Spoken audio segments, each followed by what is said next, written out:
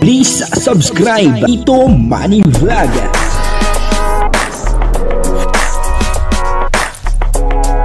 Payagan po si Tito Manny Vlog na mag-reactor para pambiling gamot sa kanya pong karamdaman. Wala man siyang records ng ng awayan. Yung po lahat po ay naka-Joy Diwata na, meron na po siyang bahay at scholar po siya ng Kalingap, at napakarami niya pong sponsor. Meron pa po siyang Kalingap Dan. Lahat po ay nasa kanya na. Papanoorin po natin yung video at syempre bigyan po natin ng konting reaction. Pero bago po yan, ako muna po bumabati sa inyong lahat ng magandang umaga, magandang tanghali at magandang gabi sa inyong lahat mga kapatid. Saan man kayo ng panig ng mundo naroon ngayon ay mag-iingat kayo palagi at pagpalain kayo ng ating Panginoon.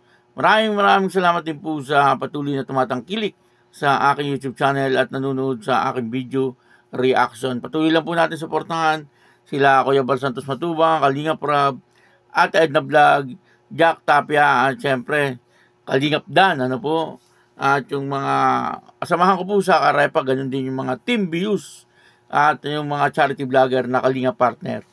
O ito po yung video na kung saan ay lahat ay kay Joy Diwata na. Panoorin po natin yung video at ang kabuuan po ng video ito ay nasa YouTube channel ni Kalingap Rab. Saya ni Joy, oh. Opo. Gano'n ka kasaya ngayon, Joy? Gano'n ka kasaya ngayon? Sobrang saya, sobrang saya po. Ano na lang ang kulang sa'yo sa tingin mo? Kasi may bahay ka na. Sa tingin mo, Joy, tatanungin kita. Ayan, Joy, tatanungin kita, sa tingin mo, may bahay ka na, di ba? May scholar ka na rin ng Kalingap. Ano pa sa tingin mo ang kulang sa'yo? Wala na po. Wala na po talaga. Wala na? Wala na po kasi yun lang po yung pangarap namin, magkaroon po ng bahay. Ang inaano ko na lang po ngayon ay yung pag-aaral po. Hindi ba yung priority ang love life? Ay, hindi pa. Hindi pa. Kailan mo balak mag-boyfriend? Hindi ko pa po. Hindi mo pa iniisip? Hindi ko pa po iniisip sa ngayon. Ano ba ang gusto mo sa isang lalaki? Basta po mananampalataya yun. Mananampalataya. Okay. Number 1. Ayun. Shoutout mo ang kapwa mo mananampalataya. Shoutout po sa mga INC po na patuloy po na nanonood, nagsusuporta po sa vlog. Maraming salamat po. Ayun. Pagka-graduate mo, Joy, anong una mong gagawin? Anong balak mo? Pag nakagraduate ka na? Magtatrabaho po. Trabaho? Opo. May balak ka bang mag-abroad? Opo. Pangarap po mag-abroad? Opo. Pag sa mag-nursing po ako, gusto ko po sa ibang bansa. Ano pa ba yung pangarap mo sa buhay na... Kasi may bahay ka na eh. Ano pa yung iba mong pangarap? Pwede bang may share sa amin? Ano pa yung iba mong pangarap? Sa sarili mo? Yung po, maging successful po. Hindi, halimbawa, gusto mo mag-travel around the world. Ano pa ba ang iba mong pangarap? Yun lang po Maging yung nurse? maging nurse po ako. Galing naman. Magtrabaho po sa ibang bansa. Tapos, yun lang po hinihiling ko. Tapos, long life ni Mama. Long life. Maraming salamat po sa patuloy po na pagsuporta po. Sa mga solid na nanonood po, nag-PPM po sa akin. Maraming salamat po kay Alexa, yung pamangkin ko po, 11 years old. Tunod. Opo, ano niya po kayo, inaabangan po kayo lagi. Ay, thank you. Opo, yan. Maraming salamat po sa mga, kay Kuya Rab, kay Kuya Bal, kay Tita Edna. Maraming salamat po sa K-Boys po. Maraming salamat po sa inyo. Kasi lalong-lalo na po kay Kuya Andy, maraming salamat po Kuya Andy kasi po na-scout niyo po kami. Kung hindi po dahil sa inyo, hindi po kami makikita po ni Kuya Rab, hindi po kami magkakaroon ng bahay. Maraming salamat po, napakasipag po ni Kuya Andy. Maraming salamat po Kuya Andy. Yung napanood po natin yung video at nakakatawa naman itong si Joy Diwata. Talagang napakasaya niya po Ito po ay medyo luma na itong video ito. Kaya lang nakita po natin dito na masayang-masaya itong si Joy Diwata kasi noong mga panahon ngayon ay ginagawa na po yung bahay nila. Na nakita naman po natin ngayon na talagang napakaganda po ng bahay ni Joy Diwata na pinagawa ng Kalingap.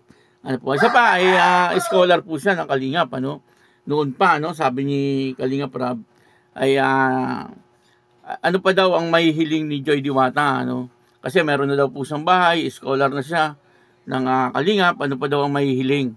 Ano, ang sabi ni Joy Diwata ay wala na.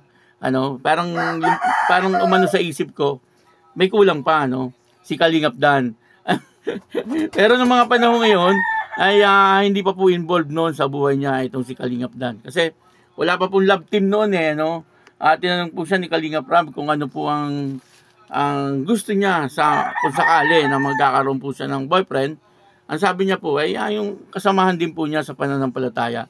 Ibig sabihin ay yung kasama niya po sa religion. Ano po? Noon po yun pero sa ngayon sa sarili ko pong obserbasyon sa ngayon itong mga panahon na ito ay parang hindi na po problema. Yung religion sa nakikita ko parang masayang-masaya po si Joy Diwata. Lalo na ngayon meron na po siyang love team. At ang ka-love team niya nga po itong si Kalingap Dan At nakikita naman po natin na talagang si Kalingap Dan ay nanliligaw na dito kay Joy Diwata. At masayang-masaya naman si Joy Diwata. Sa nakikita natin sa nangyayari sa kanyang buhay at makikita po natin na si Joy Diwata ay palating blooming lagi po siyang blooming sa ngayon si Joy Diwata at lalo po siyang gumaganda pero dati na po siyang maganda. Nakita naman po natin yung video na talagang napakaganda ni Joy Diwata noon pero hanggang ngayon lalo po siyang gumaganda kaya nga po nai-inlove sa kanya itong si Kalingap Dan sa panahon ngayon nanliligaw itong si Kalingap Dan kay Joy Diwata. Hindi ko lang po alam kung nanliligaw pa or baka may relasyon na. Sa aking obserbasyon ay pwedeng wala pang sinasabing relasyon pero yung kanilang nararamdaman sa isa't isa ay talagang nagkakagustuhan na po itong dalawang ito. At yun na nga po yun po ang kulang ni Joy Diwata dati. Si Kalingap Dan. At siyempre napakalaking bagay po ni Kalingap Dan sa buhay ni Joy Diwata. Lalong-lalo na po nung silang dalawa ay nagkaroon ng love team. Talagang tinangkilik ng mga tao yung Danjoy. Napakarami pong nanonood ng teleserye na Danjoy. At ganun din po yung dumadating na biyaya sa kanila.